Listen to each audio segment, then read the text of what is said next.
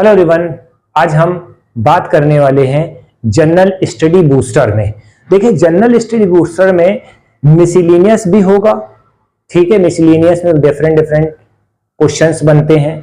English में कुछ vocabs आती हैं। बच्चों ने कहा भैया वोकैब्स नहीं याद है। फ्रेजल वर्ब एसएससी में आता है, यूपीएससी में आता है, पीसीएस में आता है, तो वोकैब से तो आप पीछा नहीं छुड़ा पाओगे। ठीक है, फिर हमने इकोनॉमी को ऐड किया है। फिर चौथा सेक्शन जो है हमारा कंप्यूटर का है। ये छोटे छोटे से टॉपिक्स होते हैं जो आपके मार्क्स को बूस्ट कर देते हैं, और इन चारों को हमने एक कंपाइल करके वीडियो बनाई है। ठीक है, 2 या 3 लेक्चर्स होते हैं इसके। ठीक है, यानी कि 2 या 3 सब्जेक्ट उसमें ऐड होंगे। ठीक है, क्योंकि ज्यादा लंबी अभी वीडियो नहीं बनाएंगे। तो चलिए स्टार्ट करते हैं। स्टार्ट में जो है शुरुआत में वीडियो की लेंथ छोटी रहेगी, बाद में बड़ी कर देंगे। ठीक है, ताकि आपको आसानी रहे, ज्यादा एक बार में रिवीजन हो जाए।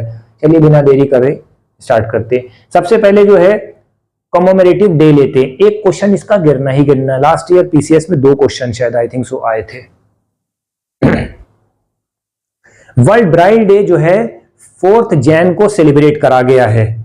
ठीक है, वर्ल्ड ब्राइड डे जो है 4 को स्टार्ट करा गया है। तो इसका मतलब क्या होता है, जो जिनकी प्रॉब्लम होती है आंखों में, ठीक है, उनको जो है इस तरह का पैड दे दिया जाता है। तो वो उस तरह से मेजर करते हैं, समझते हैं, उसी को हम ब्राइल की पैड बोलते हैं। ठीक है, तो अवेयरनेस क्रिएट करी गई है ब्राइल वाले लोगों के लिए। कब आता है? 4 जनवरी को।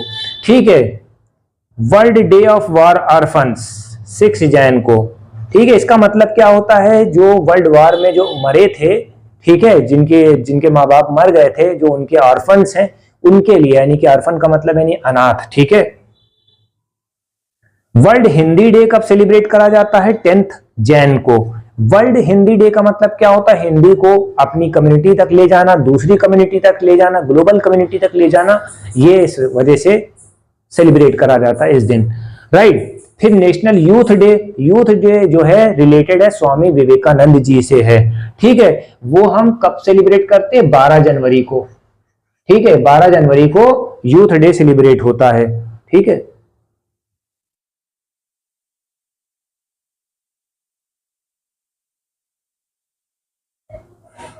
पंद्रह जनवरी को इंडियन आर्मी डे।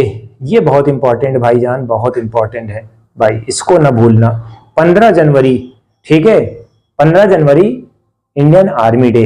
अब इसका कॉन्सेप्ट क्या है? जो फील्ड मार्शल है कोदंडेरा करियप्पा, ठीक है, इन्होंने टेक ओवर करा था command, the first commander in chief 1949। ठीक है, ये कमांडर इन चीफ थे जनरल करियप्पा। ठीक है, 1949 में इन्होंने वो करा था, इनको कमांडर इन चीफ बनाया गया था। और किस पर बनाया गया था? सर जॉन फ्रांसिस बुचर्न। ठीक है, क्योंकि पहले ब्रिटिश थे और जब ब्रिटिश चले गए तो इनको बनाया गया। एक पॉइंट आप ये याद कर लिएगा। लेप्रोसी डे का मतलब क्या होता है? 29 जैन को सेलिब्रेट करा जाता है। लेप्रोसी का मतलब क्या होता है? एक बैक्टीरिया होता है जो आपके मांस को खा जाता है। ठीक है, स्किन को ही खा जाएगा। ठीक है, तो इसी को हम लेप्रोसी बोलते हैं। राइट। शहीद दिवस कब सेलिब्रेट करते हैं? 30 जैन को।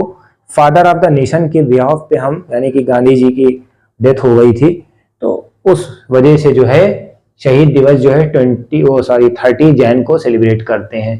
ठीक है, तो ये पॉइंट आपका हो गया है। अब दूसरा पॉइंट हम लोग स्टार्ट करते हैं। दूसरा पॉइंट हम लोग लेते हैं, कुछ वोकैब्स ले लेते हैं। ठीक है, लेक्चर नंबर 2 में हम लोग थोड़ा सा वोकैब डाले हुए हैं। ठीक है, इंग्लिश का है कंटेंट। ठीक है, थोड़ी सी वोकैब्स प्लीज समझिए भाई, तभी तो मजा आएगा। वोकैब भी तो जानो। ठीक है, वोकैब बहुत इंपॉर्टेंट है। इसमें ग्रामर भी थोड़ी सी ऐड ऑन कर देंगे।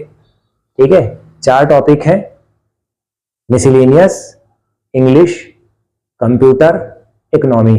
4 में कम से कम एटलीस्ट 3 तो रहेगा ही रहेगा। दूसरे टॉपिक में हम लोग स्टार्ट करते हैं अबैंडन।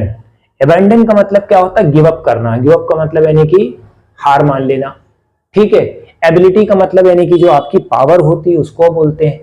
एब्रप्ट, एब्रप्ट का मतलब यानी कि सडनली कोई काम हो जाता है तो उसे हम एब्रप्ट बोलते हैं। ठीक है, एकम्प्लिश का मतलब यानी कि कोई काम बहुत अच्छे से आप कर ले जाते हो, उसको हम एकम्प्लिश बोलते हैं। ठीक है, कोई प्रोजेक्ट है तो आपने बोला कि हाँ ये कंप्लीट हो गया। डिजायर का मतलब आप अच्छे तरीके से जानते हैं, डिजायर का मतलब झक्की, पागल, सनकी, एसेंट्रिक। ठीक है, इसको हम डिजायर बोलते हैं। अनयूजुअल बिहेवियर शो करेगा इंसान, बैठा रहेगा एकदम ही से यूं करेगा, चिल्लाने लगेगा तो इसको हम डिजायर बोलते हैं, राइट। ब्लेंड का मतलब क्या होता है? ब्लेंडिंग आपने देखा होगा कि जो ब्लेंडर होता है, ठीक है, ऐसे मथानी वाला ब्लेंडर होता है, नहीं लस्सी बनाते हैं, वो ब्लेंडर होता है। मगर अभी वो लस्सी नहीं बनवा रहे हैं, ये ब्लेंड कर रहे हैं, यानी कि मिक्स कर रहे हैं, ब्लेंडर। ठीक है, तो इससे इसको इंटर रिलेट कर सकते हैं। तो ये पॉइंट भी हो गया है। डेली हम कोशिश करेंगे 10 मीनिंग तो आपके सामने रखें, या थोड़ा से ग्रामर को ले लें। ये हमारा इकोनॉमी का पार्ट है। अब यहां पर खेल शुरू होता है। अब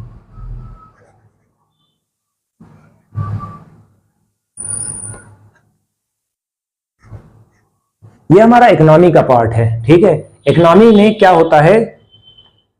इकोनॉमी में क्या है? सबसे पहले हम मॉनेटरी पॉलिसी के बारे में बात करेंगे। मॉनेटरी पॉलिसी में क्या होता है? ये मनी कंट्रोल करती है। मॉनेटरी पॉलिसी में मनी कंट्रोल करा जाता है। भाई मनी कंट्रोल कौन करेगा? आरबीआई करेगा। अब आरबीआई कौन है? नेशनलाइज बैंक है। ठीक है, ठीक। तो कुछ पॉइंट आप लोग देख लेते। देखिए, रिजर्व बैंक ऑफ इंडिया है, ये बैंकर्स बैंक है, यानी कि बैंकर्स का भी बैंक है। देखिए, बैंक दो तरीके से होते हैं।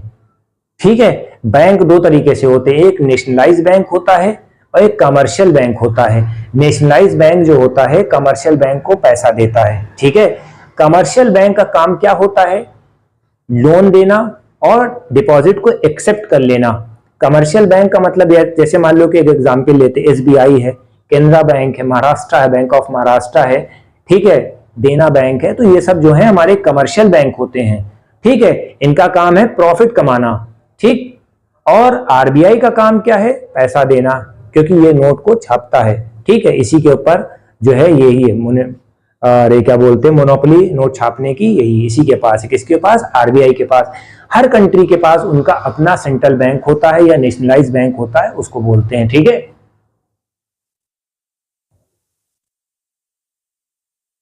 हेडक्वार्टर कहां है भाई? मुंबई में है। ठीक है, अब इसका जो ऑपरेशन बिगिन हुआ था, ऑपरेशन वो वाला नहीं जिसमें कटाई पिटाई होती है। ऑपरेशन का मतलब यानी कि कोई कार प्रणाली। ठीक है, 1 अप्रैल 1935 में, राइट। तो रिजर्व बैंक ऑफ इंडिया की ओरिजिन हुई है 1926 में, जब ये हिल्टन यंग कमीशन आया था। तब बताया गया था कि भैया अब हिंदुस्तान में भी उनकी करेंसी के हिसाब से कुछ बैंक ओपन कर दो। तो आरबीआई का नाम आया था, रिजर्व बैंक ऑफ इंडिया का नाम आया था। और 1934 में reserve bank of India act आया। ठीक है, रूल्स आ गया। अब उसके 1 साल के बाद जो है 1935 में इसका काम शुरू हो गया। ठीक है, ऑपरेशन स्टार्ट कर दिया।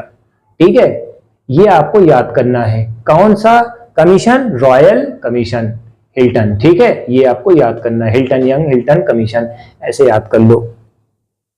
ठीक है, इन्होंने अपना जो है ऑपरेशन। तो पहला टॉपिक हमारा इकोनॉमी का मॉनेटरी पॉलिसी से रिलेटेड है। ठीक है, रिजर्व बैंक ऑफ इंडिया के बहुत से कंसेप्ट और हैं। ठीक है, इसके बारे में भी हमें एक्सप्लेन करना है। तो आज का लेक्चर हमारा यहीं पर खत्म होता है। शॉर्ट लेक्चर है, 10 मिनट 8 मिनट की वीडियो होती है। ठीक है, आफ्टर सम टाइम इसको हम थोड़ा सा लेंदी करेंगे, एक्सटेंड करेंगे। अभी बेसिक है, चैप्टर ज्यादा है, वक्त बहुत कम है, इस वजह से शॉर्ट कर दिया है। अब ज्यादा से ज्यादा आप लोग शेयर करिए, कमेंट करिए, ताकि जो क्वेश्चन पेपर है या इसको बनाने में हमें और मजा आए और हम आपके लिए PYQ और अच्छे क्वेश्चन ढूंढ के लेके आए। Thank you.